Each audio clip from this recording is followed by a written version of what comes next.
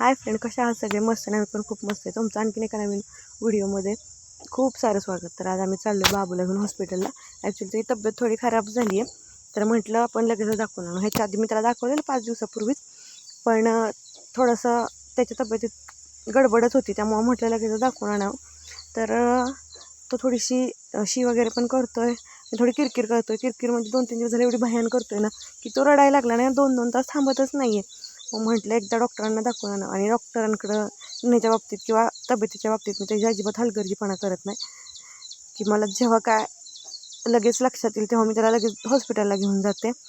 बाकीचे लोक म्हणतात की लगेच नको हे, म्हणजे प्रत्येकाचं हे असतं, पण मला नाही ते हे म्हणजे पटतच नाही. मला जे पटतं तेच मी करते.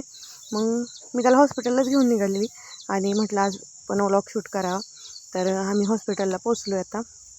आणि हॉस्पिटलमध्ये गेल्यानंतर ना एवढा बाबूने दंगा करायला सुरुवात केला होता, काय सुचूनच दिलं नाही. तिथे गेल्यानंतर त्याला जेवढे नवीन लोक दिसत होते त्यांचा चेहरा बघायचा आणि जोरजोरात रडायचा. म्हणजे सुचायचंच बंद झालेलं काय करावं, कारण की आता तो आहे ना माणसं ओळखायला. आणि कधी कधी तो एकदम शांत पण असतो. नवीन लोक बघितली तर कधी दंगा नाही करत.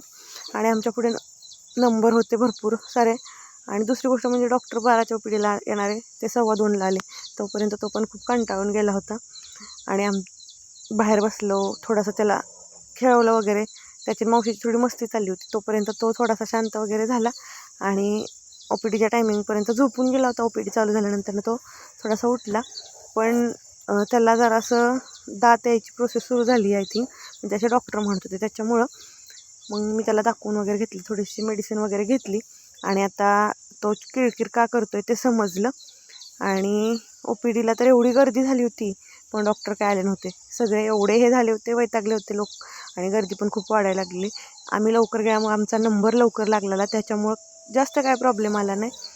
आणि आमचा बाबा तर झोपून गेला आहे. आणि डॉक्टरांना दाखवलं. डॉक्टर बोलले की दात वगैरे निघतात, त्याच्यामुळे त्याला त्रास होतो आहे.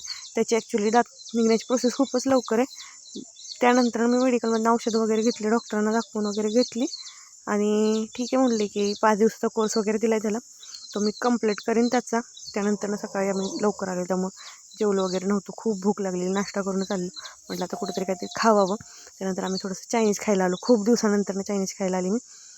आणि मस्तपैकी बाबूनं तिथं मला चायनीज खाऊन दिलं. पहिली गोष्ट म्हणजे इतका शांत राहिला ना की काहीच दंगा केला नाही.